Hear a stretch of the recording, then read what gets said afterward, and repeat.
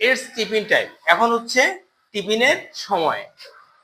Let's eat, let's eat together. তাহলে let's এখানে কি বসবে? লেটস ইট টুগেদার হবে, চলো আমরা একসাথে খাই, একসাথে টিফিন করি, একসাথে খাই। তাহলে লেটস ইট টুগেদার হবে নাকি লেটস ইটস টুগেদার হবে? কোনটা? ইটস না, ইটস হবে না, লেটস ইট টুগেদার হবে। কেন?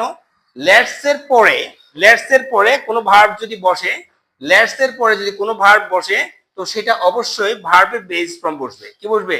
ভার্বের মানে মেইন ভার্বটা বসবে। লেটস এর পরে ইটেই হবে, ইটস হবে না। ঠিক আছে? আবার অন্যভাবে যদি দেখি, লেটস ইট টুগেদার কেন হবে? দেখো, এই টুগেদার ওরা কয়জন আছে এখানে? দুইজন। একজন তো আর টুগেদার হয় না, একসাথে না, চলো আমরা একসাথে খাই।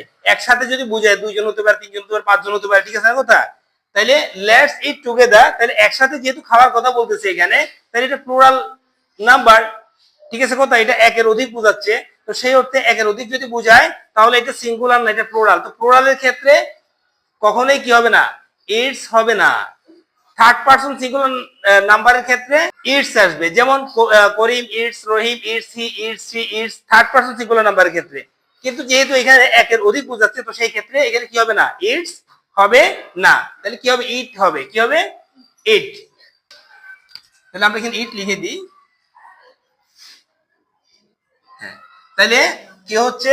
লেটস ইট টুগেদার, তাহলে চলো আমরা একসাথে খাই বা চলো আমরা একসাথে টিফিন করি, ঠিক আছে? আচ্ছা, 2 নম্বরে আসো। সারা, সারা কি বলছে? শিওর, অবশ্যই। হু এলস, একটা গ্যাপ আসছে এখানে, এরপর লাইক টু জয়েন আস। তাহলে আমাদের সাথে আর কে জয়েন করবে, আমাদের সাথে কে যোগ দিবে, এই ধরনের একটা প্রশ্ন। তাহলে প্রশ্ন একটু খেয়াল করো, এটা হচ্ছে ইন্টারোগেটিভ সেন্টেন্স। কি শেষে কি আছে? কোশ্চেন মার্ক আছে না? কোশ্চেন মার্কের ক্ষেত্রে এই হুটাকে আমরা থার্ড পারসন সিঙ্গুলার হিসেবে ধরবো। কি ধরবো?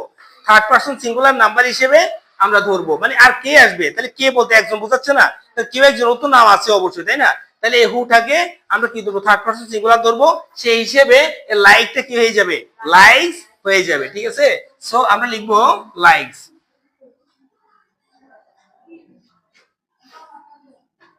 তাহলে হচ্ছে কি, who else likes to join us, কে আমাদের সাথে জয়েন করবে, কে আমাদের সাথে পার্টিসিপেট করবে, ঠিক আছে? আচ্ছা, এরপরে আসো মং। মং কি বলছে আমরা দেখবো। লেটস, ওই লেটস আগে ব্যবহারটা চলে এসেছে, আবার লেটস ইট আমরা পড়ছিলাম না? লেটস যদি থাকে তাহলে পরের যে ভার্বটা, লেটস এর পরে যে ভার্বটা হবে সেটা অবশ্যই প্রেজেন্ট ফর্মে হবে। কি হবে? প্রেজেন্ট ফর্মে হবে, অর্থাৎ মেইন ভার্বটাই হবে, ঠিক আছে? সো লেটস সিট হবে। কি হবে? Let's sit over there to join our tiffin, ঠিক আছে? লেটস সিট, চলো আমরা বসি, চলো আমরা বসি, ওভার দেয়ার ওখানে, চলো আমরা ওখানে বসি, টু এনজয় আওয়ার টিফিন, আমাদের টিফিন উপভোগ করার জন্য চলো আমরা ওখানে গিয়ে বসি। সো এখানে হবে সিট। আচ্ছা, তোমরা বুঝতে পারছো? এরপর দেখো সারা, সারা কি বলছে দেখো, নুডলস এগেইন, আবার নুডলস। সম্ভবত ওরা সামনে নুডলস দেখেছে খাবার টেবিলে, তো সারা বললো নুডলস এগেইন, আবার noodles. I wish to have, আমি উইশ ধরে পড়াটা পড়ে যাই আগে। I wish to have chicken burger for tiffin everyday. হ্যাঁ, টিফিনের মধ্যে, প্রতিদিন টিফিনের মধ্যে আমি টিফিন বার্গারটা কি করি? চাই আর কি, আমি টিফিন বার্গারটা চাই। আমরা দেখতে পাচ্ছি এখানে প্রথমে সাবজেক্টটা হচ্ছে আই, হ্যাঁ এটা কি? হ্যাঁ, ফার্স্ট পারসন, ঠিক আছে? তাহলে ফার্স্ট পারসন কি আছে? I, we. হ্যাঁ, সাবজেক্ট যদি ফার্স্ট পারসন হয়, হ্যাঁ সাবজেক্ট যদি ফার্স্ট পারসন হয়, তাহলে অবশ্যই সাবজেক্টের পরে যে গ্যাপটা আছে, যে ডেসটা আছে, সেখানে ভার্ব বসবে। যে কি? মেইন ভার্বটা কি বসবে? মেইন ভার্ব বসবে। হ্যাঁ, I wish to have a chicken burger for tiffin everyday. Okay, you dash eat them regularly you will get fat and sick. আচ্ছা, প্রথম নিয়মটা দেখি। এখানে ইফ যুক্ত কোন সেন্টেন্সের মধ্যে, কোন বাক্যের মধ্যে, হ্যাঁ, ইফের পরে যে অংশটা আসে সেটা কি? সেটা হচ্ছে মানে বর্তমান কালের উপরে, আর সেটা সাধারণত প্রেজেন্ট ইনডিফিনিট টেন্স হয়। কি হয়? প্রেজেন্ট ইনডিফিনিট টেন্স হয়। সো আমরা দেখতে পাচ্ছি এখানে ইউ এখানে ইফ এর পরে ইউ ইট আছে, তাহলে ইউ আমরা যদি এখানে ইউ ইট দেই, ইউ ইট দেম, তাহলে এটা প্রেজেন্ট ইনডিফিনিট টেন্স হয়, ঠিক আছে।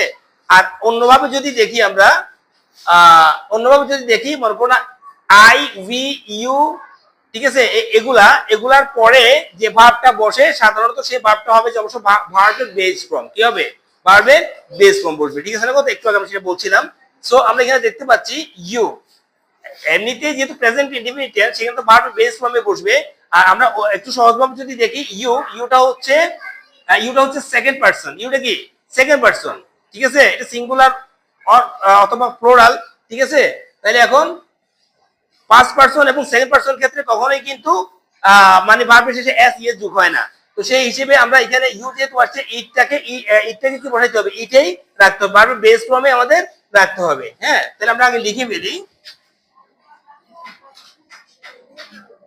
আচ্ছা দেখো এখন, ইফ ইউ ইট দেম, যদি যদি তুমি এগুলো খাও, যদি তুমি এগুলো খাও রেগুলারলি, প্রতিদিন, হ্যাঁ, যদি তুমি ওই বার্গার কথা বলা হয়েছে না, যদি তুমি এগুলা প্রতিদিন খাও, ইউ উইল গেট ফ্যাট, তাইলে তুমি মোটা হয়ে যাবা, তাহলে কি তুমি মোটা হবা, তাহলে তুমি মোটা হয়ে যাবা, এন্ড সিক, এবং অসুস্থ হয়ে যাবা, অসুস্থ হয়ে যাবা।